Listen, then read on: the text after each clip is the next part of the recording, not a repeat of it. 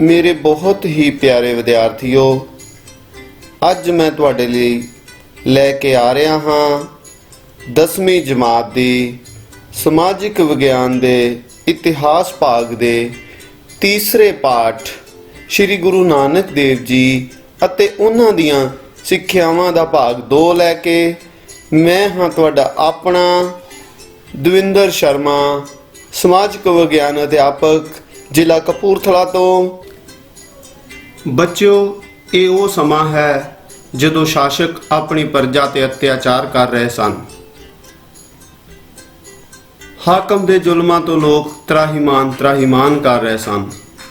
ਧਾਰਮਿਕ ਆਸਥਾਵਾਂ ਨੂੰ ਜਬਰਨ ਖੰਡਿਤ ਕੀਤਾ ਜਾ ਰਿਹਾ ਸੀ। ਚਾਰੇ ਪਾਸੇ ਅਗਿਆਨਤਾ ਦਾ ਹਨੇਰਾ ਫੈਲਿਆ ਹੋਇਆ ਸੀ। ਲੋਕ ਇੱਕ ਦੂਜੇ ਦੇ ਨਾਲ ਜਾਤੀ ਅਤੇ ਧਰਮ ਦੇ ਨਾਂ ਤੇ ਨਫ਼ਰਤ ਕਰ ਰਹੇ ਸਨ। ਗਰੀਬਾਂ ਮਜ਼ਲੂਮਾਂ ਦੀ ਮਦਦ ਕਰਨ ਦੇ ਲਈ ਕੋਈ ਵੀ ਮਦਦਗਾਰ ਸਾਹਮਣੇ ਆਉਣ ਦੀ ਹਿੰਮਤ ਨਹੀਂ ਸੀ ਕਰ ਰਿਹਾ। ਐਸੇ ਲੋਕਾਂ ਦੇ ਦੁੱਖਾਂ ਨੂੰ ਦੂਰ ਕਰਨ ਦੇ ਲਈ, ਗਿਆਨ ਦਾ ਪ੍ਰਕਾਸ਼ ਜਲਾਉਣ ਦੇ ਲਈ ਅਤੇ ਸਾਰਿਆਂ ਨੂੰ ਸਹੀ ਰਸਤਾ ਦਿਖਾਉਣ ਦੇ ਲਈ ਕਿਸੇ ਫਰਿਸ਼ਤੇ ਦੀ ਲੋੜ ਹੁੰਦੀ ਹੈ ਅਤੇ ਇਹੀ ਮੌਕਾ ਹੁੰਦਾ ਹੈ ਜਦੋਂ ਇਹ ਫਰਿਸ਼ਤਾ ਸ੍ਰੀ ਗੁਰੂ ਨਾਨਕ ਦੇਵ ਜੀ ਦੇ ਰੂਪ ਵਿੱਚ 15 ਅਪ੍ਰੈਲ 1469 ਨੂੰ ਪਿੰਡ ਤਲਵੰਡੀ, ਜ਼ਿਲ੍ਹਾ ਸ਼ੇਖੂਪੁਰਾ ਵਿਖੇ ਮਾਤਾ ਤ੍ਰਿਪਤਾ ਜੀ ਦੀ ਕੋਖ ਤੋਂ ਜਨਮ ਲੈਂਦਾ ਹੈ। ਬੱਚਿਓ, ਮੈਂ ਗੱਲ ਕਰ ਰਿਹਾ ਹਾਂ ਸ੍ਰੀ ਗੁਰੂ ਨਾਨਕ ਦੇਵ ਜੀ ਦੀ, ਜਿਸ ਦਾ ਨਾਂ ਨਾਨਕ ਰੱਖਿਆ ਜਾਂਦਾ ਹੈ ਕਿਉਂਕਿ ਉਹਨਾਂ ਦੀ ਵੱਡੀ ਭੈਣ ਜੋ ਕਿ ਨਾਨਕੇ ਘਰ ਪੈਦਾ ਹੋਈ ਹੁੰਦੀ ਹੈ ਅਤੇ ਉਸ ਦਾ ਨਾਂ ਨਾਨਕੀ ਹੁੰਦਾ ਹੈ। ਇਸੇ ਕਾਰਨ ਆਪ ਜੀ ਦਾ ਨਾਂ ਨਾਨਕ ਰੱਖਿਆ ਜਾਂਦਾ ਹੈ। ਆਪ ਬਚਪਨ ਤੋਂ ਹੀ ਆਪਣੀ ਅਵਸਥਾ ਦੇ ਦੂਸਰੇ ਬੱਚਿਆਂ ਨਾਲੋਂ ਬਿਲਕੁਲ ਭਿੰਨ ਸਨ। ਜਦੋਂ ਬਾਕੀ ਦੇ ਬੱਚੇ ਖੇਡਣ ਕੂਦਣ ਦੇ ਵਿੱਚ ਆਪਣਾ ਸਮਾਂ ਬਤੀਤ ਕਰਦੇ ਸਨ, ਆਪ ਉਦੋਂ ਹੀ ਅਧਿਆਤਮਕ ਜਾਂ ਇਕੱਲੇ ਬੈਠ ਕੇ ਰੱਬ ਦਾ ਨਾਮ ਲੈਣ ਵਿੱਚ ਵਿਸ਼ਵਾਸ ਰੱਖਦੇ ਸਨ। ਆਪ ਗੰਭੀਰ ਸੁਭਾਅ ਦੇ ਮਾਲਕ ਸਨ ਔਰ ਜਦੋਂ ਆਪ ਨੂੰ ਸਿੱਖਿਆ ਲਈ 7 ਸਾਲ ਦੀ ਉਮਰ ਵਿੱਚ ਪੰਡਿਤ ਗੋਪਾਲ ਜੀ ਦੀ ਪਾਠਸ਼ਾਲਾ ਵਿੱਚ ਭੇਜਿਆ ਗਿਆ ਤਾਂ ਆਪ ਨੇ ਆਪਣੇ ਅਧਿਆਪਕ ਨੂੰ ਇਸ ਤਰ੍ਹਾਂ ਦੇ ਪ੍ਰਸ਼ਨ ਪੁੱਛੇ ਕਿ ਆਪ ਦਾ ਅਧਿਆਪਕ ਵੀ ਆਪ ਨੂੰ ਘਰ ਛੱਡ ਗਿਆ ਕਿਉਂਕਿ ਆਪ ਦੇ ਪ੍ਰਸ਼ਨਾਂ ਦੇ ਉੱਤਰ ਆਪ ਦੇ ਅਧਿਆਪਕ ਕੋਲ ਨਹੀਂ ਸਨ। ਇਸ ਤੋਂ ਬਾਅਦ ਆਪ ਨੇ ਜਨੇਊ ਦੀ ਰਸਮ ਵਿੱਚ ਜਨੇਊ ਪਾਉਣ ਤੋਂ ਵੀ ਇਨਕਾਰ ਕਰ ਦਿੱਤਾ। ਜਦੋਂ ਐਤਵਾਰ ਵਾਲੇ ਦਿਨ ਪੰਡਿਤ ਹਰਦਿਆਲ ਆਪ ਜੀ ਨੂੰ ਜਨੇਊ ਧਾਰਨ ਕਰਨ ਲਈ ਕਹਿਣ ਲੱਗੇ ਤਾਂ ਆਪ ਨੇ ਉਹਨਾਂ ਨੂੰ ਕਿਹਾ ਕਿ ਪੰਡਿਤ ਜੀ, ਮੈਨੂੰ ਉਹ ਜਨੇਊ ਚਾਹੀਦਾ ਹੈ ਜਿਸ ਦੇ ਵਿੱਚ ਜੋ ਕਪਾਹ ਹੈ ਉਹ ਦਇਆ ਦੇ ਰੂਪ ਦੀ ਹੋਵੇ ਤੇ ਉਸ ਦਾ ਜਿਹੜਾ ਸੂਤ ਹੈ ਉਹ ਸਬਰ ਸੰਤੋਖ ਵਾਲਾ ਹੋਵੇ ਤੇ ਉਸ ਦੀਆਂ ਗੰਢਾਂ ਇਨਸਾਨ ਨੂੰ ਆਪਣੇ ਆਪ ਤੇ ਕੰਟਰੋਲ ਕਰਨ ਵਾਲੀਆਂ ਹੋਣ ਤੇ ਉਸ ਦੇ ਜਿਹੜੇ ਵੱਟ ਹਨ ਉਹ ਸਦਾਚਾਰਾਂ ਵਾਲੇ ਹੋਣ। ਜੇ ਕੋਈ ਇਸ ਤਰ੍ਹਾਂ ਦਾ ਜਨੇਊ ਹੈ ਤਾਂ ਉਹ ਮੇਰੇ ਪਾ ਦਿੱਤਾ ਜਾਵੇ, ਜਿਸ ਤੇ ਪੰਡਿਤ ਜੀ ਕੋਲ ਕੋਈ ਜਵਾਬ ਨਹੀਂ ਸੀ। ਇਸ ਤੋਂ ਬਾਅਦ ਜਦੋਂ ਆਪਾਂ ਦੇਖਦੇ ਹਾਂ ਉਹਨਾਂ ਦਾ ਮਨ ਕਿਸੇ ਵੀ ਦੁਨੀਆ ਦੇ ਕੰਮ ਵਿੱਚ ਨਹੀਂ ਲੱਗਦਾ ਸੀ। ਉਹਨਾਂ ਦੇ ਪਿਤਾ ਜੀ ਉਹਨਾਂ ਨੂੰ ਮੱਝਾਂ ਚਾਰਨ ਦੇ ਕੰਮ ਵਿੱਚ ਲਾ ਦਿੰਦੇ ਹਨ, ਪਰ ਉਹ ਇਹ ਵੀ ਕੰਮ ਠੀਕ ਢੰਗ ਨਾਲ ਨਹੀਂ ਕਰਦੇ ਹਨ। ਮੱਝਾਂ ਆਂਢ ਗੁਆਂਢ ਖੇਤਾਂ ਵਿੱਚ ਚਲੀਆਂ ਜਾਂਦੀਆਂ ਹਨ ਤੇ ਖੇਤਾਂ ਦੇ ਮਾਲਕ ਜਦੋਂ ਆਪਣੇ ਖੇਤ ਦਾ ਉਜਾੜਾ ਦੇਖਦੇ ਹਨ ਤਾਂ ਉਹ ਆ ਕੇ ਮਹਿਤਾ ਕਾਲੂ ਜੀ ਨੂੰ ਇਸ ਦੀ ਸ਼ਿਕਾਇਤ ਕਰਦੇ ਹਨ ਅਤੇ ਜਦੋਂ ਮਹਿਤਾ ਕਾਲੂ ਜੀ ਜਾ ਕੇ ਦੇਖਦੇ ਹਨ ਤਾਂ ਖੇਤ ਹਰੇ ਭਰੇ ਹੁੰਦੇ ਹਨ। ਇਸ ਤੋਂ ਬਾਅਦ ਜਦੋਂ ਅਸੀਂ ਦੇਖਦੇ ਹਾਂ ਕਿ ਇੱਕ ਵਾਰ ਗੁਰੂ ਜੀ ਬੈਠੇ ਅਧਿਆਤਮਕ ਭਗਤੀ ਕਰ ਰਹੇ ਹੁੰਦੇ ਹਨ ਤੇ ਉੱਥੋਂ ਦਾ ਸ਼ਾਸਕ ਰਾਏ ਸ਼ਮਾਰ ਜੋ ਹੈ ਲੰਘਦਾ ਹੈ, ਉਹ ਕੀ ਦੇਖਦਾ ਹੈ ਕਿ ਇੱਕ ਬੱਚੇ ਨੂੰ ਸੱਪ ਨੇ ਛਾਂ ਕੀਤੀ ਹੋਈ ਹੈ। ਜਿਸ ਪਾਸੇ ਧੁੱਪ ਜਾ ਰਹੀ ਹੈ ਸੱਪ ਉਸ ਪਾਸੇ ਹੋ ਕੇ ਬੱਚੇ ਨੂੰ ਛਾਂ ਕਰ ਰਿਹਾ ਹੈ। ਤਾਂ ਕਹਿੰਦੇ ਹਨ ਕਿ ਰਾਏ ਦੁਲਾਰ ਨੇ ਉੱਥੇ ਇਹ ਕਿਹਾ ਕਿ ਇਹ ਬੱਚਾ ਇੱਕ ਦਿਨ ਵੱਡਾ ਹੋ ਕੇ ਜਾਂ ਤਾਂ ਸੁਲਤਾਨ ਬਣੇਗਾ ਜਾਂ ਕੋਈ ਵੱਡਾ ਅਧਿਆਤਮਕ ਗੁਰੂ ਬਣੇਗਾ। ਇਸ ਤੋਂ ਬਾਅਦ ਅਸੀਂ ਕੀ ਦੇਖਦੇ ਹਾਂ ਕਿ ਗੁਰੂ ਸਾਹਿਬ ਦੇ ਪਿਤਾ ਰੋਜ਼ ਕੋਈ ਨਾ ਕੋਈ ਅਜਿਹੀ ਤਰਕੀਬ ਲਾਉਣ ਲੱਗੇ ਜਿਸ ਨਾਲ ਕਿ ਇਸ ਬੱਚੇ ਦਾ ਜੋ ਮਨ ਹੈ ਉਹ ਦੁਨੀਆਦਾਰੀ ਵਿੱਚ ਲਾਇਆ ਜਾਵੇ। ਇਸ ਲਈ ਆਪ ਦੇ ਪਿਤਾ ਨੇ ਆਪ ਨੂੰ 20 ਰੁਪਏ ਦੇ ਕੇ ਸੱਚਾ ਸੌਦਾ ਕਰਨ ਲਈ ਕਿਹਾ ਅਤੇ ਆਪ ਸੱਚਾ ਸੌਦਾ ਕਰਨ ਲਈ ਤੁਰ ਜਾਂਦੇ ਹਨ। ਆਪ ਰਸਤੇ ਵਿੱਚ ਕੀ ਦੇਖਦੇ ਹਨ ਕਿ ਰਸਤੇ ਵਿੱਚ ਭੁੱਖੇ ਸਾਧੂ ਬੈਠੇ ਹੁੰਦੇ ਹਨ। ਆਪ ਉਹਨਾਂ 20 ਰੁਪਇਆਂ ਦਾ ਭੋਜਨ ਲੈ ਕੇ ਉਹਨਾਂ ਨੂੰ ਭੋਜਨ ਕਰਵਾ ਦਿੰਦੇ ਹਨ ਅਤੇ ਜੋ ਪੈਸੇ ਬਚ ਜਾਂਦੇ ਹਨ ਉਸ ਦੀ ਰਸਦ ਉਹਨਾਂ ਨੂੰ ਦੇ ਦਿੰਦੇ ਹਨ ਅਤੇ ਉਹਨਾਂ ਨੂੰ ਰਸਦ ਦੇਣ ਤੋਂ ਬਾਅਦ ਜਦੋਂ ਉਹ ਵਾਪਸ ਘਰ ਆਉਂਦੇ ਹਨ ਤੇ ਇਹ ਦੇਖ ਕੇ ਉਹਨਾਂ ਦੇ ਪਿਤਾ ਜੀ ਬਹੁਤ ਨਾਰਾਜ਼ ਹੁੰਦੇ ਹਨ। ਉਹ ਉਹਨਾਂ ਨੂੰ ਖਾਲੀ ਹੱਥ ਆਉਣ ਦਾ ਕਾਰਨ ਪੁੱਛਦੇ ਹਨ ਤੇ ਆਪ ਉਹਨਾਂ ਨੂੰ ਸਾਰੀ ਘਟਨਾ ਸੁਣਾ ਦਿੰਦੇ ਹਨ। ਔਰ ਬੱਚਿਓ, ਗੁਰੂ ਸਾਹਿਬ ਜੀ ਦੀ ਚਲਾਈ ਇਸੇ ਪ੍ਰਥਾ ਨੂੰ ਲੰਗਰ ਪ੍ਰਥਾ ਕਿਹਾ ਜਾਂਦਾ ਹੈ ਅਤੇ ਇਹ ਲੰਗਰ ਪ੍ਰਥਾ ਅੱਜ ਵੀ ਕਾਇਮ ਹੈ। ਸੰਸਾਰ ਦੇ ਕਿਸੇ ਵੀ ਦੇਸ਼ ਵਿੱਚ ਚਲ ਜਾਓ, ਲੰਗਰ ਪ੍ਰਥਾ ਆਪ ਨੂੰ ਜ਼ਰੂਰ ਮਿਲੇਗੀ। ਇਹ ਇੱਕ ਅਜਿਹਾ ਕਦਮ ਸੀ ਜਿਸ ਨੇ ਜਾਤਾਂ ਪਾਤਾਂ ਭਿੰਨ ਭੇਦ ਸਭ ਮੁਕਾ ਦਿੱਤੀਆਂ। ਇਸ ਵਿੱਚ ਹਰ ਇਨਸਾਨ ਬੈਠ ਕੇ ਲੰਗਰ ਛਕ ਸਕਦਾ ਹੈ। ਸੋ ਇਸ ਤੋਂ ਬਾਅਦ ਅਸੀਂ ਦੇਖਦੇ ਹਾਂ ਕਿ ਗੁਰੂ ਜੀ ਅਕਸਰ ਹੀ ਭਗਤੀ ਦੇ ਵਿੱਚ ਲੀਨ ਰਹਿੰਦੇ ਸਨ। ਹੁਣ ਉੱਥੋਂ ਦੇ ਲੋਕ ਵੀ ਇਹ ਸਮਝ ਗਏ ਸਨ ਇਹ ਬਾਲਕ ਕੁਛ ਖਾਸ ਹੈ, ਪਰ ਮਹਿਤਾ ਕਾਲੂ ਜੀ ਨੂੰ ਇਹ ਸਾਰਾ ਕੁਛ ਓਪਰਾ ਮਹਿਸੂਸ ਹੁੰਦਾ ਸੀ। ਉਹ ਸੋਚਦੇ ਸੀ ਕਿ ਮੈਂ ਇਸ ਬੱਚੇ ਦਾ ਕੀ ਕਰਾਂ, ਇਸ ਨੂੰ ਕਿਹੜਾ ਕੰਮ ਦੇਵਾਂ ਜਿਸ ਕਾਰਨ ਇਸ ਦਾ ਮਨ ਦੁਨੀਆਦਾਰੀ ਵਿੱਚ ਲੱਗ ਜਾਵੇ। ਸਿੱਟੇ ਵਜੋਂ ਆਪ ਜੀ ਦਾ 15 ਕੁ ਸਾਲ ਦੀ ਉਮਰ ਦੇ ਵਿੱਚ ਬੀਬੀ ਸੁਲੱਖਣੀ ਜੀ ਦੇ ਨਾਲ ਰਿਸ਼ਤਾ ਕਰ ਦਿੱਤਾ ਗਿਆ, ਵਿਆਹ ਕਰ ਦਿੱਤਾ ਗਿਆ ਅਤੇ ਆਪ ਜੀ ਦੇ ਘਰ 2 ਬੱਚਿਆਂ ਨੇ ਵੀ ਜਨਮ ਲਿਆ। ਵੱਡੇ ਬੱਚੇ ਦਾ ਨਾਂ ਬਾਬਾ ਸ਼੍ਰੀ ਚੰਦ ਸੀ ਤੇ ਛੋਟੇ ਬੱਚੇ ਦਾ ਨਾਂ ਬਾਬਾ ਲਖਮੀ ਦਾਸ ਜੀ ਸੀ। ਇਸ ਤੋਂ ਬਾਅਦ ਵੀ ਜਦੋਂ ਆਪ ਦਾ ਧਿਆਨ ਦੁਨੀਆਦਾਰੀ ਵਿੱਚ ਨਾ ਲੱਗਾ ਤਾਂ ਆਪ ਦੇ ਪਿਤਾ ਜੀ ਫਿਰ ਸੋਚਦੇ ਹਨ ਕਿ ਮੈਂ ਇਸ ਬੱਚੇ ਦਾ ਕੀ ਕਰਾਂ, ਮੈਂ ਇਸ ਨੂੰ ਕਿਹੜਾ ਕੰਮ ਦੇਵਾਂ ਜਿਸ ਨਾਲ ਇਹ ਘਰ ਦੇ ਕੰਮਾਂ ਵੱਲ ਵੀ ਧਿਆਨ ਦੇਵੇ। ਇਸ ਖਾਤਰ ਆਪ ਜੀ ਦੀ ਭੈਣ ਬੇਬੇ ਨਾਨਕੀ, ਜੋ ਕਿ ਸੁਲਤਾਨਪੁਰ ਜੈ ਰਾਮ ਨਾਂ ਦੇ ਵਿਅਕਤੀ ਦੇ ਨਾਲ ਵਿਆਹੀ ਹੋਈ ਸੀ, ਜੋ ਕਿ ਦੌਲਤ ਖਾਨ ਲੋਧੀ ਦੇ ਮੋਦੀ ਖਾਨੇ ਦੇ ਵਿੱਚ ਕੰਮ ਕਰਦਾ ਸੀ, ਉਸ ਨੇ ਆਪ ਜੀ ਨੂੰ ਮੋਦੀ ਖਾਨੇ ਦੇ ਵਿੱਚ ਭੰਡਾਰੀ ਦੀ ਨੌਕਰੀ ਤੇ ਲਗਵਾ ਦਿੱਤਾ। ਪਰ ਆਪ ਇੱਥੇ ਵੀ 13 ਤੋਲਣ ਲੱਗ ਪਏ। ਇਸ ਕਰਕੇ ਆਪ ਜੀ ਦੀ ਸ਼ਿਕਾਇਤ ਕੀਤੀ ਗਈ ਤੇ ਕਹਿੰਦੇ ਹਨ ਜਦੋਂ ਹਿਸਾਬ ਕੀਤਾ ਗਿਆ ਤੇ ਸਭ ਠੀਕ ਪਾਇਆ ਗਿਆ। ਪਰ ਇੱਥੇ ਦੱਸਣਯੋਗ ਇਹ ਹੈ ਕਿ ਆਪ ਇੱਥੇ ਵੀ ਹਰ ਜ਼ਰੂਰਤਮੰਦ ਦੀ ਮਦਦ ਕਰਿਆ ਕਰਦੇ ਸਨ। ਅਤੇ ਬੱਚਿਓ, ਇਹ ਜੋ ਸਮਾਂ ਸੀ ਇਹ ਗੁਰੂ ਸਾਹਿਬ ਜੀ ਦਾ ਸਭ ਤੋਂ ਵੱਧ ਰਚਨਾਤਮਕ ਸਮਾਂ ਸੀ।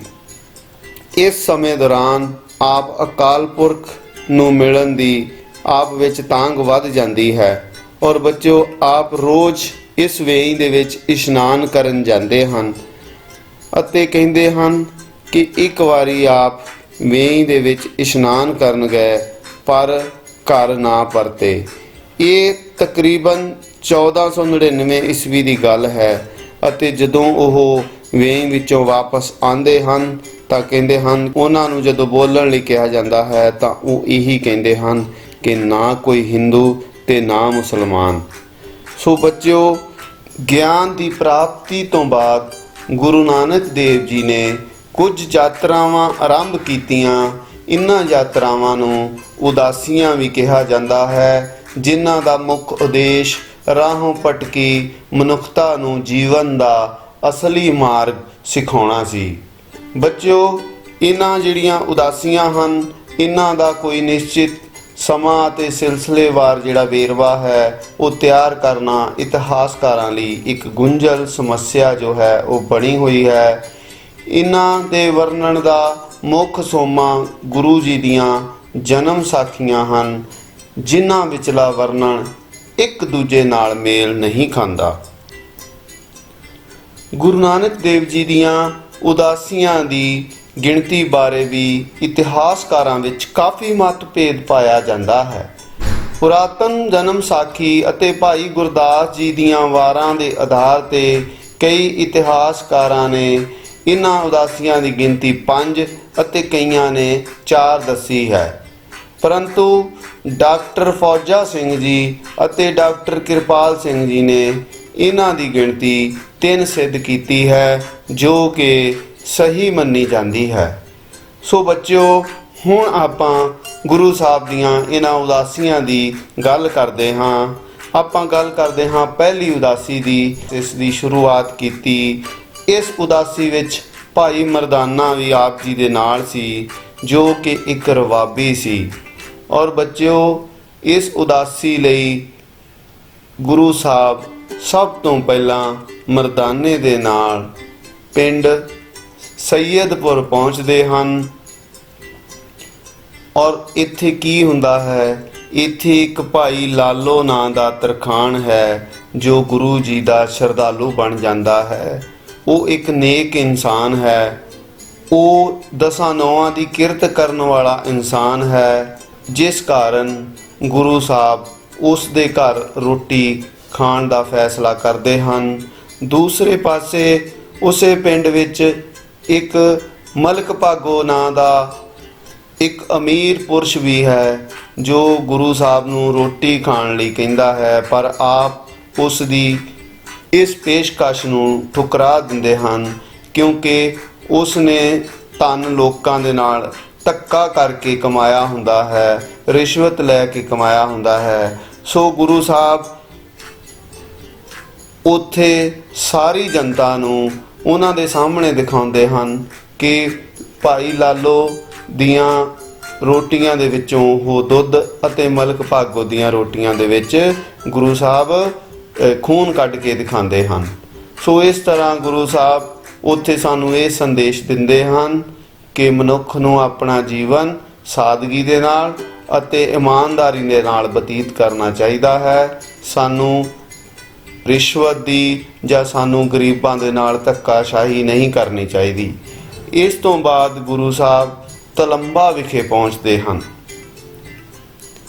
ਔਰ ਤਲੰਬਾ ਵਿੱਚ ਉਹਨਾਂ ਦੀ ਮੁਲਾਕਾਤ ਇੱਕ ਸੱਜਣ ਠੱਗ ਨਾਂ ਦੇ ਇਨਸਾਨ ਦੇ ਨਾਲ ਹੁੰਦੀ ਹੈ। ਉਹ ਹਵੇਲੀ ਵਿੱਚ ਰਾਤ ਠਹਿਰਨ ਵਾਲੇ ਯਾਤਰੀਆਂ ਨੂੰ ਲੁੱਟ ਲੈਂਦਾ ਹੈ।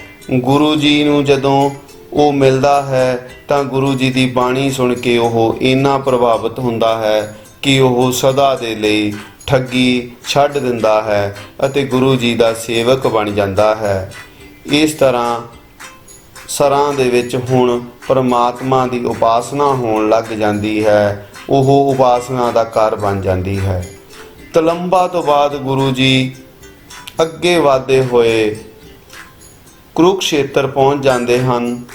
ਉਸ ਸਮੇਂ ਉੱਥੇ ਸੂਰਜ ਗ੍ਰਹਿਣ ਲੱਗਾ ਹੋਇਆ ਸੀ ਤੇ ਬਹੁਤ ਲੋਕ ਇਕੱਠੇ ਹੋਏ ਸਨ। ਗੁਰੂ ਜੀ ਇੱਥੇ ਲੋਕਾਂ ਨੂੰ ਉਪਦੇਸ਼ ਦਿੰਦੇ ਹਨ ਕਿ ਸੂਰਜ ਅਤੇ ਚੰਦ ਗ੍ਰਹਿਣ ਸੰਬੰਧੀ ਝੂਠੇ ਵਹਿਮਾਂ ਭਰਮਾਂ ਵਿੱਚ ਵਿਸ਼ਵਾਸ ਨਹੀਂ ਕਰਨਾ ਚਾਹੀਦਾ। ਉਹਨਾਂ ਨੂੰ ਪਰਮਾਤਮਾ ਦੀ ਭਗਤੀ ਤੇ ਸ਼ੁੱਧ ਕੰਮ ਕਰਨੇ ਚਾਹੀਦੇ ਹਨ। ਸੋ ਕੁਰੂਕਸ਼ੇਤਰ ਤੋਂ ਗੁਰੂ ਜੀ ਫਿਰ ਚੱਲਦੇ ਹਨ ਅਤੇ ਉਹ ਆਪਣੇ ਚਾਲੇ ਹੁਣ ਪਾਣੀਪਤ ਨੂੰ ਪਾਉਂਦੇ ਹਨ, ਜਿੱਥੋਂ ਉਹ ਦਿੱਲੀ ਹੁੰਦੇ ਹੋਏ ਹਰਿਦੁਆਰ ਪਹੁੰਚ ਜਾਂਦੇ ਹਨ। ਤੇ ਇੱਥੇ ਉਹ ਕੀ ਦੇਖਦੇ ਹਨ? ਇੱਥੇ ਜਿਹੜੇ ਲੋਕ ਹਨ ਉਹ ਸਵੇਰੇ ਸਵੇਰੇ ਸੂਰਜ ਵੱਲ ਮੂੰਹ ਕਰਕੇ ਆਪੋ ਆਪਣੇ ਪਿਤਰਾਂ ਨੂੰ ਪਾਣੀ ਦੇ ਰਹੇ ਹੁੰਦੇ ਹਨ। ਜਦੋਂ ਗੁਰੂ ਜੀ ਇਹ ਦੇਖਦੇ ਹਨ ਤਾਂ ਗੁਰੂ ਜੀ ਉਹਨਾਂ ਲੋਕਾਂ ਨੂੰ ਸਮਝਾਉਂਦੇ ਹਨ ਕਿ ਇਸ ਤਰ੍ਹਾਂ ਪਾਣੀ ਦੇਣ ਨਾਲ ਕੁਝ ਨਹੀਂ ਹੁੰਦਾ। ਗੁਰੂ ਜੀ ਆਪ ਸੂਰਜ ਤੋਂ ਉਲਟ ਮੂੰਹ ਕਰਕੇ ਪਾਣੀ ਦੇਣਾ ਸ਼ੁਰੂ ਕਰ ਦਿੰਦੇ ਹਨ। ਜਦੋਂ ਲੋਕ ਉਹਨਾਂ ਦਾ ਮਜ਼ਾਕ ਉਡਾਉਂਦੇ ਹਨ ਤਾਂ ਉਹ ਉਹਨਾਂ ਨੂੰ ਦੱਸਦੇ ਹਨ ਕਿ ਜੇਕਰ ਮੇਰਾ ਪਾਣੀ ਮੇਰੇ ਪਿੰਡ ਵਿੱਚ ਕੁਝ ਮੀਲ ਦੂਰ ਨਹੀਂ ਜਾ ਸਕਦਾ ਤਾਂ ਤੁਹਾਡਾ ਪਾਣੀ ਕਰੋੜਾਂ ਮੀਲ ਦੂਰ ਤੁਹਾਡੇ ਪਿੱਤਰਾਂ ਨੂੰ ਕਿਵੇਂ ਜਾ ਸਕਦਾ ਹੈ। ਸੋ ਬੱਚਿਓ, ਇਸ ਤਰ੍ਹਾਂ ਅਸੀਂ ਦੇਖਦੇ ਹਨ ਕਿ ਗੁਰੂ ਜੀ ਇੱਥੇ ਵੀ ਲੋਕਾਂ ਦੇ ਵਹਿਮ ਭਰਮ ਦੂਰ ਕਰਦੇ ਹਨ। ਇਸ ਤੋਂ ਬਾਅਦ ਜਦੋਂ ਆਪਾਂ ਗੱਲ ਕਰਦੇ ਹਾਂ ਤਾਂ ਗੁਰੂ ਜੀ ਹੁਣ ਗੋਰਖਮਤੇ ਪਹੁੰਚ ਜਾਂਦੇ ਹਨ। ਇਸ ਤੋਂ ਬਾਅਦ ਬੱਚਿਓ, ਗੁਰੂ ਸਾਹਿਬ ਕੇਦਾਰਨਾਥ, ਬਦਰੀਨਾਥ, ਜੋਸ਼ੀਮਠ ਆਦਿ ਹੁੰਦੇ ਹੋਏ ਗੋਰਖਮਤਾ ਪਹੁੰਚਦੇ ਹਨ, ਜਿੱਥੇ ਉਹਨਾਂ ਦੀ ਮੁਲਾਕਾਤ ਜੋ ਹੈ ਉਹ ਗੋਰਖਨਾਥ ਦੇ ਅਨੁਯਾਈਆਂ ਦੇ ਨਾਲ ਹੁੰਦੀ ਹੈ ਤੇ ਗੁਰੂ ਸਾਹਿਬ ਉਹਨਾਂ ਨੂੰ ਉਪਦੇਸ਼ ਦਿੰਦੇ ਹਨ ਕਿ ਕੰਨਾਂ ਵਿੱਚ ਮੁੰਦਰਾਂ ਪਾਉਣ, ਪਿੰਡੇ ਉੱਤੇ ਭਸਮ ਮਲਣ, ਹੱਥ ਵਿੱਚ ਡੰਡਾ ਫੜਨ, ਸਿਰ ਮਨਵਾਉਣ ਅਤੇ ਸੰਸਾਰ ਤਿਆਗਣ ਦੇ ਨਾਲ ਮੁਕਤੀ ਪ੍ਰਾਪਤ ਨਹੀਂ ਹੁੰਦੀ। ਜੋਗੀ ਲੋਕ ਗੁਰੂ ਜੀ ਤੋਂ ਬੜੇ ਪ੍ਰਭਾਵਿਤ ਹੁੰਦੇ ਹਨ ਤੇ ਇਸ ਸਥਾਨ ਦਾ ਨਾਂ ਗੋਰਖਮਤਾ ਜਿਹੜਾ ਹੈ ਦੀ ਥਾਂ ਹੁਣ ਨਾਨਕਮਤਾ ਪੈ ਗਿਆ ਹੈ। ਇਸ ਤੋਂ ਬਾਅਦ ਗੁਰੂ ਸਾਹਿਬ ਜਿਹੜੇ ਹਨ ਉਹ ਬਨਾਰਸ ਪਹੁੰਚਦੇ ਹਨ। ਉੱਥੇ ਉਹਨਾਂ ਦੀ ਮੁਲਾਕਾਤ ਪੰਡਿਤ ਚਤੁਰਦਾਸ ਨਾਲ ਹੁੰਦੀ ਹੈ। ਉਹ ਵੀ ਗੁਰੂ ਜੀ ਤੋਂ ਬਹੁਤ ਪ੍ਰਭਾਵਿਤ ਹੁੰਦਾ ਹੈ ਤੇ ਗੁਰੂ ਜੀ ਦਾ ਚੇਲਾ ਬਣ ਜਾਂਦਾ ਹੈ। ਇਸ ਤੋਂ ਬਾਅਦ ਗੁਰੂ ਜੀ ਪਟਨਾ ਅਤੇ ਹਾਜੀਪੁਰ ਵੀ ਜਾਂਦੇ ਹਨ ਅਤੇ ਆਪਣੇ ਵਿਚਾਰਾਂ ਦੇ ਨਾਲ ਲੋਕਾਂ ਨੂੰ ਪ੍ਰਭਾਵਿਤ ਕਰਦੇ ਹਨ। ਇਸ ਤੋਂ ਬਾਅਦ ਉਹ ਅਸਾਮ ਹੁੰਦੇ ਹੋਏ ਕਾਮਰੂਪ ਪਹੁੰਚਦੇ ਹਨ, ਜਿੱਥੇ ਉਹ ਇੱਕ ਨੂਰ ਸ਼ਾਹ ਨਾਂ ਦੀ ਜਾਦੂਗਰਨੀ ਨੂੰ ਉਪਦੇਸ਼ ਦਿੰਦੇ ਹਨ ਕਿ ਸੱਚੀ ਸੁੰਦਰਤਾ ਉੱਚੇ ਚਰਿੱਤਰ ਦੇ ਵਿੱਚ ਹੀ ਹੈ।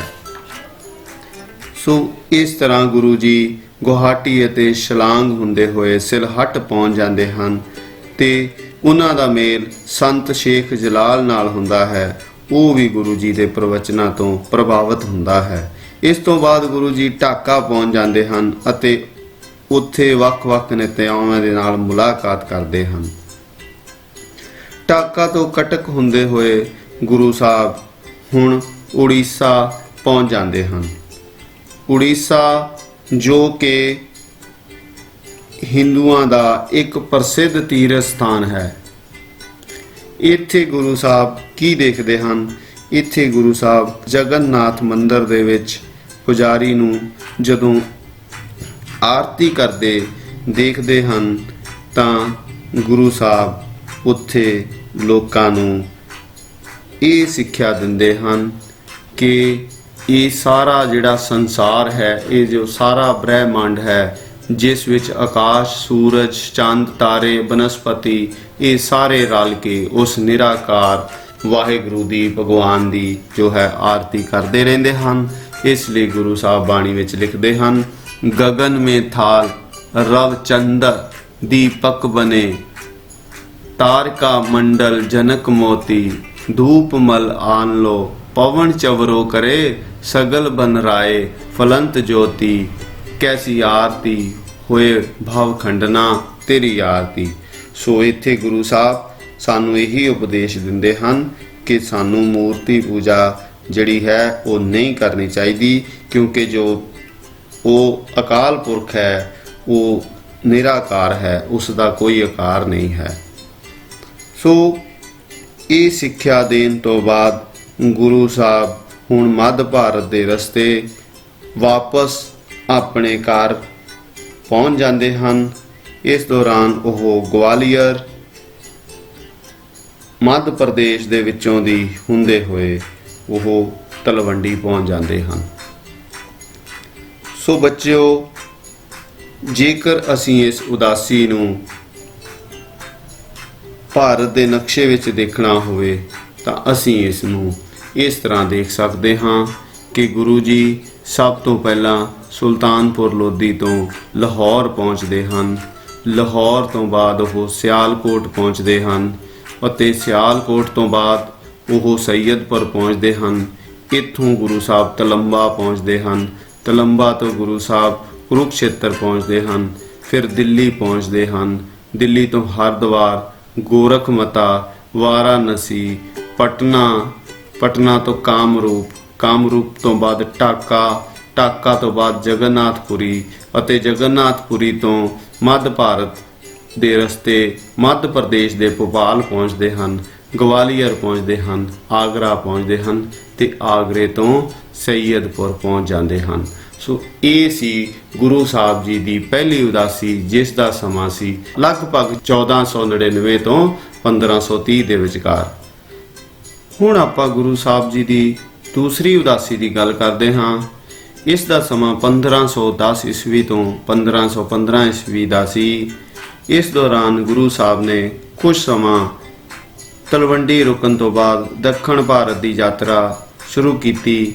ਸਭ ਤੋਂ ਪਹਿਲਾਂ ਆਪ ਰਾਜਸਥਾਨ ਵਿਖੇ ਪੁਸ਼ਕਰ ਜਾਂਦੇ ਹਨ, ਉਸ ਤੋਂ ਬਾਅਦ ਮਾਊਂਟ ਆਬੂ, ਉਸ ਤੋਂ ਬਾਅਦ ਦੱਖਣ ਦੇ ਵਿੱਚ ਉਜੈਨ, ਹੈਦਰਾਬਾਦ, ਨਾਂਦੇੜ, ਬਿਦਰ, ਗੋਲਕੁੰਡਾ, ਮਦਰਾਸ, ਨਾਗਾਪਟਨਮ, ਕਾਂਚੀਪੁਰਮ, ਰਮੇਸ਼ਵਰਮ ਦੀ ਯਾਤਰਾ ਉਹ ਕਰਦੇ ਹਨ।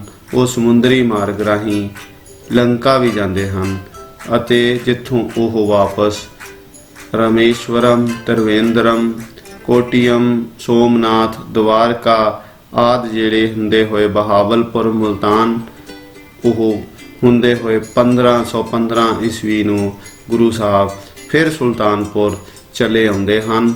ਸੋ ਬੱਚਿਓ, ਜੇ ਅਸੀਂ ਗੁਰੂ ਸਾਹਿਬ ਜੀ ਦੀ ਇਸ ਉਦਾਸੀ ਨੂੰ ਭਾਰਤ ਦੇ ਨਕਸ਼ੇ ਉੱਪਰ ਦੇਖਣਾ ਹੋਵੇ ਤਾਂ ਅਸੀਂ ਇਸ ਤਰ੍ਹਾਂ ਦੇਖਦੇ ਹਾਂ ਕਿ ਗੁਰੂ ਸਾਹਿਬ ਸੁਲਤਾਨਪੁਰ ਤੋਂ ਚੱਲਦੇ ਹਨ, ਇੱਥੇ ਪੁਸ਼ਕਰ ਪਹੁੰਚਦੇ ਹਨ, ਫਿਰ ਮਾਊਂਟ ਆਬੂ ਪਹੁੰਚਦੇ ਹਨ, ਫਿਰ ਉਜੈਨ ਪਹੁੰਚਦੇ ਹਨ, ਫਿਰ ਨਾਂਦੇੜ, ਗੋਲਕੁੰਡਾ, ਮਦਰਾਸ, ਕਾਂਚੀਪੁਰਮ, ਤ੍ਰਿਚਲਾਪੱਲੀ, ਰਮੇਸ਼ਵਰਮ ਅਤੇ ਸ਼੍ਰੀਲੰਕਾ ਦੇ ਵਿੱਚ ਹੁੰਦੇ ਹੋਏ ਵਾਪਸ ਤ੍ਰਿਵੇਂਦਰਮ, ਕੋਟੀਅਮ ਔਰ ਇੱਥੋਂ ਸੋਮਨਾਥ ਜੋ ਦਵਾਰਕਾ, ਉਸ ਤੋਂ ਬਾਅਦ ਮਾਂਡਲਾ, ਉਸ ਤੋਂ ਬਾਅਦ ਬਹਾਵਲਪੁਰ, ਮੁਲਤਾਨ ਔਰ ਤਲਵੰਡੀ ਜਿਹਨੂੰ ਅਸੀਂ ਨਨਕਾਣਾ ਸਾਹਿਬ ਵੀ ਕਹਿੰਦੇ ਹਾਂ ਉੱਥੇ ਪਹੁੰਚ ਜਾਂਦੇ ਹਨ ਅਤੇ ਵਾਪਸ ਸੁਲਤਾਨਪੁਰ ਆ ਜਾਂਦੇ ਹਨ।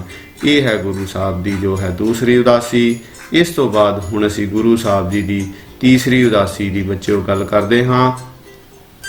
ਬੱਚਿਓ, ਉਹਨਾਂ ਦੀ ਜੋ ਤੀਸਰੀ ਉਦਾਸੀ ਹੈ, ਕੁਝ ਸਮਾਂ ਉਹ ਸੁਲਤਾਨਪੁਰ ਠਹਿਰਦੇ ਹਨ ਆਪਣੇ ਪਰਿਵਾਰ ਦੇ ਨਾਲ ਤੇ 1515 ਈਸਵੀ ਵਿੱਚ ਮਰਦਾਨਾ ਹਸੁਲਹਾਰ ਨਾਲ ਲੈ ਕੇ ਉਹ ਉੱਤਰੀ ਭਾਰਤ ਵੱਲ ਆਪਣੀ ਤੀਸਰੀ ਜਿਹੜੀ ਯਾਤਰਾ ਹੈ ਉਹ ਕਰਦੇ ਹਨ।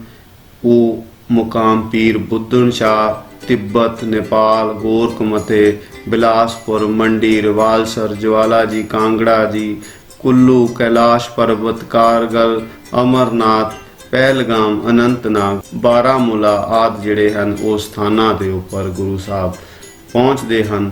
ਇੱਥੇ ਵੀ ਉਹ ਲੋਕਾਂ ਨੂੰ ਜੋ ਹੈ ਸ਼ੁੱਧ ਜ਼ਿੰਦਗੀ ਜੀਣ ਦਾ ਉਪਦੇਸ਼ ਦਿੰਦੇ ਹਨ। ਹੁਣ ਆਪਾਂ ਗੁਰੂ ਸਾਹਿਬ ਜੀ ਦੀ ਚੌਥੀ ਉਦਾਸੀ ਬਾਰੇ ਕੁਝ ਗੱਲਾਂ ਸਾਂਝੀਆਂ ਕਰਦੇ ਹਾਂ। ਬੱਚਿਓ, 1517 ਈਸਵੀ ਵਿੱਚ ਗੁਰੂ ਸਾਹਿਬ ਨੇ ਆਪਣੀ ਚੌਥੀ ਉਦਾਸੀ ਆਰੰਭ ਕੀਤੀ। ਇਸ ਵਾਰ ਉਹਨਾਂ ਨੇ ਇੱਕ ਮੁਸਲਮਾਨ ਹਾਜੀ ਪੀਰ ਵਾਲਾ ਪਹਿਰਾਵਾ ਧਾਰਨ ਕੀਤਾ। ਇਸ ਦੌਰਾਨ ਉਹ ਪੱਛਮੀ ਏਸ਼ੀਆ ਵੱਲ ਗਏ। ਮਰਦਾਨਾ ਉਹਨਾਂ ਦੇ ਨਾਲ ਸੀ। ਇਸ ਉਦਾਸੀ ਦਾ ਆਰੰਭ ਗੁਰੂ ਨਾਨਕ ਦੇਵ ਜੀ ਨੇ ਪਾਕਪਟਨ ਤੋਂ ਕੀਤਾ। ਸ਼ੇਖ ਬ੍ਰਹਮ ਨੂੰ ਮਿਲਣ ਉਪਰੰਤ ਉਹ ਮੁਲਤਾਨ ਪਹੁੰਚਦੇ ਹਨ। ਉੱਥੇ ਉਹਨਾਂ ਦੀ ਮੁਲਾਕਾਤ ਪ੍ਰਸਿੱਧ ਸੂਫੀ ਸੰਤ ਸ਼ੇਖ ਬਹਾਉਦੀਨ ਦੇ ਨਾਲ ਹੁੰਦੀ ਹੈ, ਜੋ ਗੁਰੂ ਜੀ ਦੇ ਵਿਚਾਰਾਂ ਤੋਂ ਬਹੁਤ ਪ੍ਰਭਾਵਿਤ ਹੁੰਦਾ ਹੈ। ਇਸ ਤੋਂ ਬਾਅਦ ਗੁਰੂ ਜੀ ਮੱਕਾ, ਜਿਹੜਾ ਕਿ ਹਜ਼ਰਤ ਮੁਹੰਮਦ ਸਾਹਿਬ ਦਾ ਜਨਮ ਸਥਾਨ ਹੈ, ਉੱਥੇ ਪਹੁੰਚਦੇ ਹਨ। ਉੱਥੇ ਗੁਰੂ ਜੀ ਕਾਬੇ ਵੱਲ ਪੈਰ ਕਰਕੇ ਸੌਂ ਜਾਂਦੇ ਹਨ। ਉੱਥੋਂ ਦੇ ਕਾਜੀ ਰੁਕਨਦੀਨ ਇਸ ਤੇ ਇਤਰਾਜ਼ ਕਰਦਾ ਹੈ ਤੇ ਗੁਰੂ ਜੀ ਕਾਜੀ ਨੂੰ ਬੜੇ ਪਿਆਰ ਨਾਲ ਆਖਦੇ ਹਨ ਕਿ ਤੂੰ ਮੇਰੇ ਪੈਰ ਉਸ ਪਾਸੇ ਕਰ ਦੇ ਜਿਸ ਤਰਫ ਤੇਰਾ ਅੱਲਾ ਨਹੀਂ ਹੈ। ਸੋ ਬੱਚਿਓ, ਮੱਕਾ ਤੋਂ ਬਾਅਦ ਗੁਰੂ ਜੀ ਮਦੀਨਾ ਪਹੁੰਚਦੇ ਹਨ। ਇੱਥੇ ਹਜ਼ਰਤ ਮੁਹੰਮਦ ਸਾਹਿਬ ਦੀ ਕਬਰ ਬਣੀ ਹੋਈ ਹੈ। ਗੁਰੂ ਜੀ ਨੇ ਇੱਥੇ ਇਮਾਮ ਆਜ਼ਮ ਖਾਨ ਨਾਲ ਧਾਰਮਿਕ ਵਿਸ਼ੇ ਉੱਪਰ ਗੱਲਬਾਤ ਕੀਤੀ। ਇੱਥੋਂ ਹੋਰ ਵੀ ਬਹੁਤ ਸਾਰੇ ਲੋਕ ਗੁਰੂ ਜੀ ਤੋਂ ਪ੍ਰਭਾਵਿਤ ਹੁੰਦੇ ਹਨ। ਮਦੀਨਾ ਦੀ ਯਾਤਰਾ ਤੋਂ ਬਾਅਦ ਗੁਰੂ ਜੀ ਬਗਦਾਦ ਪਹੁੰਚਦੇ ਹਨ। ਇੱਥੇ ਉਹਨਾਂ ਦੀ ਮੁਲਾਕਾਤ ਸ਼ੇਖ ਬਹਿਲੋਲ ਦੇ ਨਾਲ ਹੁੰਦੀ ਹੈ। ਉਹ ਗੁਰੂ ਜੀ ਦੀ ਬਾਣੀ ਤੋਂ ਪ੍ਰਭਾਵਿਤ ਹੋ ਕੇ ਉਹਨਾਂ ਦਾ ਚੇਲਾ ਬਣ ਜਾਂਦਾ ਹੈ। ਬਗਦਾਦ ਤੋਂ ਬਾਅਦ ਗੁਰੂ ਜੀ ਈਰਾਨ ਅਤੇ ਕੰਧਾਰ ਹੁੰਦੇ ਹੋਏ ਕਾਬਲ ਪਹੁੰਚਦੇ ਹਨ। ਕਾਬਲ ਵਿੱਚ ਉਸ ਸਮੇਂ ਮੁਗਲ ਸਾਮਰਾਜ ਦਾ ਰਾਜ ਸੀ। ਇੱਥੇ ਗੁਰੂ ਜੀ ਨੇ ਆਪਣੇ ਉਪਦੇਸ਼ਾਂ ਨਾਲ ਬਹੁਤ ਸਾਰੇ ਲੋਕਾਂ ਨੂੰ ਪ੍ਰਭਾਵਿਤ ਕੀਤਾ ਅਤੇ ਉਹਨਾਂ ਤੋਂ ਬਾਬਰ ਵੀ ਬਹੁਤ ਪ੍ਰਭਾਵਿਤ ਹੋਇਆ। ਕਾਬਲ ਤੋਂ ਬਾਅਦ ਗੁਰੂ ਜੀ ਪੇਸ਼ਾਵਰ, ਹਸਨ ਅਬਦਾਲ ਅਤੇ ਗੁਜਰਾਤ ਆਦਿ ਸਥਾਨਾਂ ਤੋਂ ਹੁੰਦੇ ਹੋਏ ਵਾਪਸ ਸੈਯਦਪੁਰ ਪਹੁੰਚਦੇ ਹਨ ਅਤੇ ਇਸ ਸਮੇਂ ਬਾਬਰ ਨੇ ਉੱਥੋਂ ਦੇ ਲੋਕਾਂ ਉੱਤੇ ਜੋ ਅਤਿਆਚਾਰ ਕੀਤੇ ਹੋਏ ਹੁੰਦੇ ਹਨ, ਗੁਰੂ ਜੀ ਨੂੰ ਵੀ ਬੰਦੀ ਬਣਾ ਲਿਆ ਜਾਂਦਾ ਹੈ। ਜਦੋਂ ਇਸ ਗੱਲ ਦਾ ਬਾਬਰ ਨੂੰ ਪਤਾ ਲੱਗਦਾ ਹੈ ਤਾਂ ਉਹ ਗੁਰੂ ਜੀ ਨੂੰ ਮਿਲਣ ਜਾਂਦਾ ਹੈ। ਉਹ ਗੁਰੂ ਜੀ ਦੀ ਸ਼ਖਸੀਅਤ ਤੋਂ ਬਹੁਤ ਪ੍ਰਭਾਵਿਤ ਹੁੰਦਾ ਹੈ। ਉਹ ਗੁਰੂ ਜੀ ਨੂੰ ਰਿਹਾ ਕਰ ਦਿੰਦਾ ਹੈ ਤੇ ਬਾਕੀ ਲੋਕਾਂ ਨੂੰ ਵੀ ਆਜ਼ਾਦ ਕਰ ਦਿੰਦਾ ਹੈ। ਗੁਰੂ ਜੀ ਨੇ ਇਸ ਬਾਰੇ ਬਾਬਰ ਬਾਣੀ ਦੇ ਵਿੱਚ ਇਸ ਹਮਲੇ ਦਾ ਘੋਰ ਨਿੰਦਿਆ ਕੀਤੀ ਹੈ। ਸੋ ਬੱਚਿਓ, ਇਸ ਤਰ੍ਹਾਂ ਆਪਾਂ ਦੇਖਦੇ ਹਾਂ ਕਿ ਇਹ ਗੁਰੂ ਸਾਹਿਬ ਦੀ ਜੋ ਚੌਥੀ ਉਦਾਸੀ ਸੀ, ਇਸ ਨੂੰ ਜੇ ਅਸੀਂ ਨਕਸ਼ੇ ਦੇ ਵਿੱਚ ਦੇਖਣਾ ਹੋਵੇ ਤਾਂ ਅਸੀਂ ਇਸ ਨੂੰ ਇਸ ਤਰ੍ਹਾਂ ਦੇਖਦੇ ਹਾਂ ਕਿ ਬੱਚਿਓ, ਸਭ ਤੋਂ ਪਹਿਲਾਂ ਗੁਰੂ ਸਾਹਿਬ ਪਾਕਪਟਨ ਤੋਂ ਮੁਲਤਾਨ ਪਹੁੰਚਦੇ ਹਨ। ਉਸ ਤੋਂ ਬਾਅਦ ਗੁਰੂ ਸਾਹਿਬ ਉੱਚ ਦੇ ਸਥਾਨ ਤੇ ਪਹੁੰਚਦੇ ਹਨ। ਉਸ ਤੋਂ ਬਾਅਦ ਗੁਰੂ ਸਾਹਿਬ ਮੱਕੇ ਤੋਂ ਬਾਅਦ ਮਦੀਨਾ, ਮਦੀਨੇ ਤੋਂ ਬਾਅਦ ਬਗਦਾਦ, ਬਗਦਾਦ ਤੋਂ ਬਾਅਦ ਕੰਧਾਰ, ਫਿਰ ਕਾਬੁਲ ਅਤੇ ਫਿਰ ਸੁਲਤਾਨਪੁਰ ਜੋ ਕਿ ਪਾਕਿਸਤਾਨ ਵਿੱਚ ਹੈ, ਉੱਥੇ ਪਹੁੰਚਦੇ ਹਨ। ਸੋ ਇਸ ਤਰ੍ਹਾਂ ਜੋ ਗੁਰੂ ਜੀ ਹੈ ਉਹ ਆਪਣੀ ਚੌਥੀ ਉਦਾਸੀ ਨੂੰ ਪੂਰਾ ਕਰਦੇ ਹਨ ਔਰ ਇਸ ਉਦਾਸੀ ਦਾ ਸਮਾਂ ਲਗਭਗ 1517 ਈਸਵੀ ਤੋਂ ਲੈ ਕੇ 1521 ਈਸਵੀ ਦੇ ਤੱਕ ਦਾ ਸੀ। ਸੋ ਬੱਚਿਓ, ਇੱਥੋਂ ਗੁਰੂ ਸਾਹਿਬ ਵਾਪਸ ਆ ਕੇ 1522 ਦੇ ਲਗਭਗ ਗੁਰੂ ਸਾਹਿਬ ਆਪਣੇ ਪਰਿਵਾਰ ਸਮੇਤ ਕਰਤਾਰਪੁਰ ਜੋ ਹੈ ਉੱਥੇ ਵਸ ਜਾਂਦੇ ਹਨ। ਉਹ ਆਪਣੇ ਅੰਤਲੇ ਸਮੇਂ ਦੌਰਾਨ ਬੱਚਿਓ ਇੱਥੇ ਹੀ ਰਹਿੰਦੇ ਹਨ। ਇਸ ਕਾਲ ਵਿੱਚ ਗੁਰੂ ਜੀ ਨੇ ਜੋ ਹੈ ਉਹ ਸਾਨੂੰ ਜਿਹੜੇ ਉਪਦੇਸ਼ ਦਿੱਤੇ ਹਨ, ਉਹਨਾਂ ਦੇ ਵਿੱਚ ਉਹਨਾਂ ਨੇ ਵਾਰ ਮਲਾਰ, ਵਾਰ ਮਾਝ, ਵਾਰ ਆਸਾ, ਜਪਜੀ ਸਾਹਿਬ, ਏਕ ਓਂਕਾਰ, ਪੱਟੀ ਤੇ 12 ਆਦਿ ਬਾਣੀਆਂ ਦੀ ਇੱਥੇ ਹੀ ਰਚਨਾ ਕੀਤੀ ਅਤੇ ਉਹ ਇੱਥੇ ਹੀ ਸੰਗਤ ਅਤੇ ਪੰਗਤ ਜਿਹੜੀ ਹੈ ਉਹਨਾਂ ਨੇ ਇੱਥੇ ਨੀਂਹ ਰੱਖੀ। ਉਹਨਾਂ ਨੇ ਆਪ ਘਰ ਦੇ ਕੰਮ ਵੀ ਕੀਤੇ। ਗ੍ਰਸਥ ਜਿਹੜਾ ਹੈ ਆਦਰਸ਼ ਗ੍ਰਸਥ ਜੀਵਨ ਬਤੀਤ ਕਰਦਿਆਂ ਅਖੀਰ ਗੁਰੂ ਸਾਹਿਬ 12 ਸਤੰਬਰ 1539 ਨੂੰ ਜੋਤੀ ਜੋਤ ਸਮਾ ਜਾਂਦੇ ਹਨ। ਉਹ ਹਿੰਦੂਆਂ ਅਤੇ ਮੁਸਲਮਾਨਾਂ ਲਈ ਇੱਕੋ ਜਿਹੇ ਪਿਆਰੇ ਹੁੰਦੇ ਹਨ। ਉਹਨਾਂ ਨੂੰ ਹੁਣ ਵੀ ਗੁਰੂ ਨਾਨਕ ਸ਼ਾਹ ਫਕੀਰ ਜਾਂ ਹਿੰਦ ਕਾ ਗੁਰੂ, ਮੁਸਲਮਾਨ ਕਾ ਪੀਰ ਨਾਂ ਦੇ ਨਾਲ ਯਾਦ ਕੀਤਾ ਜਾਂਦਾ ਹੈ। ਹੁਣ ਤੱਕ ਜਿੰਨੀਆਂ ਵੀ ਗੱਲਾਂ ਮੈਂ ਤੁਹਾਡੇ ਨਾਲ ਕੀਤੀਆਂ ਹਨ ਗੁਰੂ ਸਾਹਿਬ ਦੀਆਂ, ਉਹ ਇਹੀ ਕਹਿੰਦੀਆਂ ਹਨ ਕਿ ਗੁਰੂ ਸਾਹਿਬ ਨੇ ਇੱਕੋ ਇੱਕ ਜੋ ਉਦੇਸ਼ ਹੈ ਉਹਨਾਂ ਦਾ, ਉਹ ਇਹ ਸੀ ਕਿ ਉਹ ਸਮਾਜ ਦੇ ਵਿੱਚ ਆਈਆਂ ਕੁਰੀਤੀਆਂ ਨੂੰ ਸੁਧਾਰਨ ਦਾ ਉਹਨਾਂ ਨੇ ਯਤਨ ਕੀਤਾ ਹੈ। ਉਹ ਇੱਕ ਸਾਇੰਸ ਦੇ ਅਧਿਆਪਕ ਵੀ ਸਨ। ਜਿਹੜੀਆਂ ਗੱਲਾਂ ਉਹਨਾਂ ਨੇ ਉਸ ਸਮੇਂ ਕੀਤੀਆਂ ਕਿ ਧਰਤੀ ਗੋਲ ਹੈ, ਜਿਵੇਂ ਆਰਤੀ ਦੇ ਵਿੱਚ ਉਹ ਕਹਿੰਦੇ ਹਨ, ਉਹ ਗੱਲਾਂ ਬਹੁਤ ਸਾਲਾਂ ਬਾਅਦ ਜਿਹੜੀਆਂ ਹਨ ਉਹ ਸਾਇੰਸਦਾਨਾਂ ਨੇ ਸਾਡੇ ਨਾਲ ਸਾਂਝੀਆਂ ਕੀਤੀਆਂ। ਸੋ ਸਾਡਾ ਅੱਜ ਫਰਜ਼ ਬਣਦਾ ਹੈ ਕਿ ਅਸੀਂ ਗੁਰੂ ਸਾਹਿਬ ਦੇ ਪਾਏ ਹੋਏ ਪੂਰਨਿਆਂ ਤੇ ਚੱਲੀਏ, ਉਹਨਾਂ ਦੀ ਬਾਣੀ ਨੂੰ ਪੜ੍ਹੀਏ ਔਰ ਜਿਵੇਂ ਗੁਰੂ ਸਾਹਿਬ ਕਹਿੰਦੇ ਹਨ, ਪਵਨ ਗੁਰੂ ਪਾਣੀ ਪਿਤਾ ਮਾਤਾ ਧਰਤ ਮਹੱਤ। ਸੋ ਗੁਰੂ ਸਾਹਿਬ ਦੀਆਂ ਜਿਹੜੀਆਂ ਇਹ ਲਾਈਨਾਂ ਹਨ, ਇਹ ਸਾਡੇ ਲਈ ਅੱਜ ਬਹੁਤ ਹੀ ਖਾਸ ਮਹੱਤਵ ਰੱਖਦੀਆਂ ਹਨ। ਸਾਨੂੰ ਪਵਨ ਜਿਹੜੀ ਹੈ, ਹਵਾ ਹੈ, ਉਸ ਨੂੰ ਵੀ ਸ਼ੁੱਧ ਰੱਖਣ ਲਈ ਯਤਨ ਕਰਨੇ ਚਾਹੀਦੇ ਹਨ। ਸਾਨੂੰ ਰੁੱਖ ਲਗਾਉਣੇ ਚਾਹੀਦੇ ਹਨ। ਉਸ ਤੋਂ ਬਾਅਦ ਉਹ ਕਹਿੰਦੇ ਹਨ ਪਾਣੀ ਪਿਤਾ। ਸੋ ਸਾਨੂੰ ਪਾਣੀ ਨੂੰ ਖਰਾਬ ਨਹੀਂ ਕਰਨਾ ਚਾਹੀਦਾ ਤੇ ਧਰਤੀ ਜਿਹੜੀ ਸਾਡੀ ਮਾਤਾ ਹੈ, ਸਾਨੂੰ ਇਸ ਵਿੱਚ ਵੀ ਇਸ ਦੀ ਰੱਖਿਆ ਵੀ ਕਰਨ ਲਈ ਕੀੜੇ ਮਾਰ ਦਵਾਈਆਂ ਆਦਿ ਦੀ ਵਰਤੋਂ ਬਹੁਤ ਘੱਟ ਕਰਨੀ ਚਾਹੀਦੀ ਹੈ। ਸੋ ਬੱਚਿਓ, ਮੈਂ ਆਪਣੀ ਬਾਣੀ ਨੂੰ ਇੱਥੇ ਹੀ ਵਿਰਾਮ ਦਿੰਦਾ ਹਾਂ। ਸੋ ਤੁਹਾਡਾ ਸਾਰਿਆਂ ਦਾ ਧੰਨਵਾਦ। ਥੈਂਕ ਯੂ ਜੀ। ਫਿਰ ਮਿਲਾਂਗੇ। ਗੁੱਡ ਲੱਕ ਬੱਚਿਓ।